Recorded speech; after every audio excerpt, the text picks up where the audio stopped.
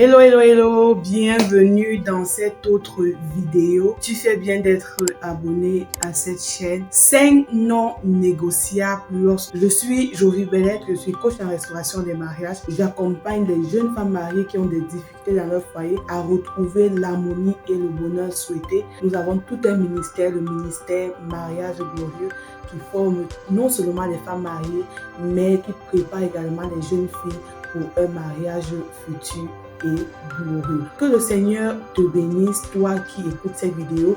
Je te prie de liker cette vidéo, de la partager autour de toi et de la partager à une femme, à une jeune fille qui aspire au mariage. 5 non négociables lorsque tu veux déjà te marier. La première des choses que tu ne devras pas du tout négocier, c'est est-ce que le gars craint véritablement le Seigneur? Est-ce qu'il est né de nouveau? Ça, c'est pour ceux qui comprennent le langage chrétien. Est-ce qu'il est véritablement né de nouveau? Pourquoi? Parce qu'arrivé à un certain moment, ton mari ne devra pas faire les choses parce qu'il a peur de toi, mais parce qu'il craint d'abord Dieu. Et s'il aime déjà Dieu, le fait qu'il va t'aimer ou bien le fait de t'aimer sera tout simplement la conséquence de son amour pour Dieu. Parce que la Bible dit que Marie, aimez vos femmes comme Christ a aimé l'Église. Comment est-ce qu'il va imiter quelqu'un qu'il ne connaît pas? Ça, c'est la plus grande question qu'on devrait se poser. Donc, tu dois te rassurer qu'il craint véritablement le Seigneur. Ça, c'est le premier non négociable. La deuxième des choses que tu dois absolument vérifier et tu ne dois pas négocier, c'est le fait pour lui d'avoir un père spirituel. C'est très important. Il doit avoir une autorité sur sa vie. Même si ce n'est pas un père spirituel, tu dois regarder sa relation avec ses grands frères, la relation qu'il a avec son père et sa mère, la relation qu'il a avec les autorités, la relation qu'il a avec ses supérieurs dans le lieu de service, parce que sinon tu risquerais de te marier à un rebelle. Et c'est très dangereux lorsque tu es marié à quelqu'un qui ne rend compte à personne. Il doit rendre compte à une autorité. Et dans le mariage, tu dois savoir si ça ne va pas ou bien si j'ai un souci, je peux m'adresser à qui est au-dessus de mon mari, qui peut parler et mon mari écoute. Tu dois savoir quelle est cette personne-là qui parle et que mon mari prête attention et que mon mari a peur. C'est-à-dire que quand on appelle le nom de la personne, il sait dire que voilà, il est dans les problèmes. S'il n'y a pas quelqu'un comme ça dans ta vie, ça veut dire que tu es marié à un rebelle. En fait, tu veux te marier à un rebelle et ce n'est pas bien. Toute personne dans la vie qui n'a de compte à rendre à personne est en train de... En fait, sa vie va finir dans la dérive. Et ce n'est qu'une question de temps. Dans le langage chrétien, on dit que ceux qui n'ont pas de père n'ont pas de repère. Donc, il ne faudrait pas épouser quelqu'un qui n'a pas de repère pour que cette personne demain t'amène dans une direction où tu n'aimerais pas aller ou bien fasse des erreurs comme il veut parce qu'il sait que je n'ai de compte à rendre à personne. Il doit craindre cet Dieu, mais il doit avoir sur cette terre des autorités qui parlent dans sa vie ou bien des autorités à qui il peut rendre compte. La troisième des choses non négociables ici, lorsque tu vas vouloir te marier, c'est que le gars doit être financièrement stable. Ne venez pas me dire que non, l'argent n'est pas le plus important lorsqu'on veut se marier. Il doit avoir le minimum pour toi, pour prendre soin de toi et des enfants que vous aurez. Et tu dois savoir une chose, c'est que les garçons ne se marient pas. Seuls les hommes se marient. Et quand on parle d'homme ici, il s'agit de quelqu'un qui est psychologiquement mature, physiquement mature et financièrement également mature. Parce que tu ne vas pas manger de l'amour et boire de l'eau pendant toutes ces années dans le mariage. Il faudrait qu'il ait le minimum. Et on ne cherche pas la femme quand on n'a pas l'argent.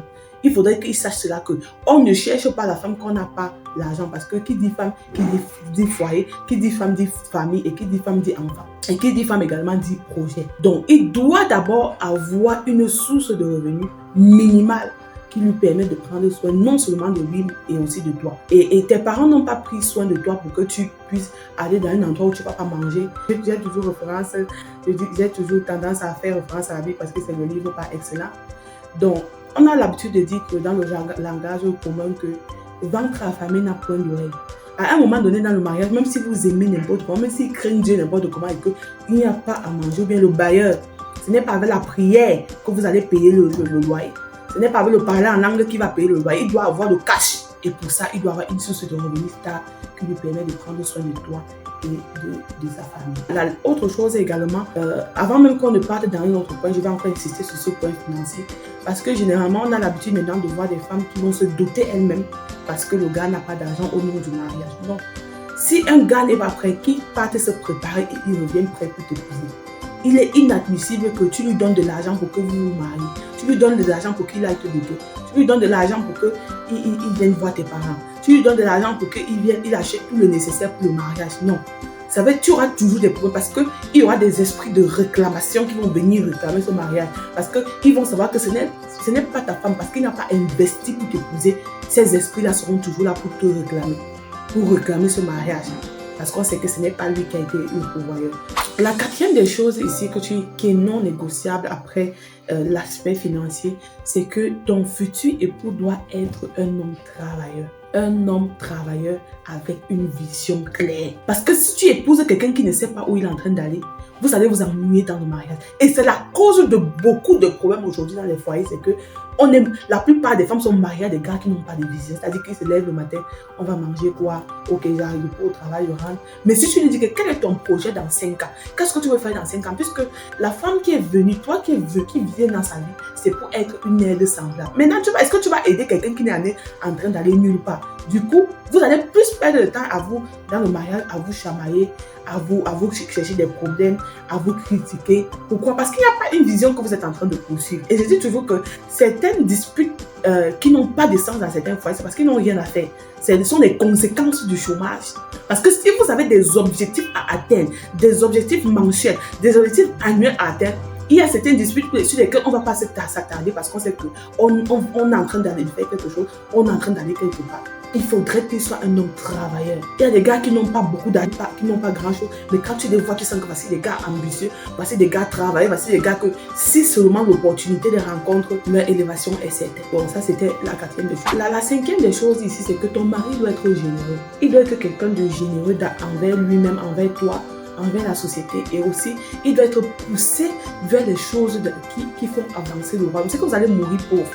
Il doit être un homme généreux pour attirer des grâces, des faveurs sur sa famille. Il doit être poussé par l'élan et voir qu'est-ce qui fait avancer le royaume, qu'est-ce qui plaît à Dieu, et il s'active là-dedans. Vous verrez que vous allez toujours aller de gloire en gloire, de grâce en grâce. Ça sera un mariage où il y a toujours les bonnes nouvelles, toujours des trucs toujours des sujets de célébration.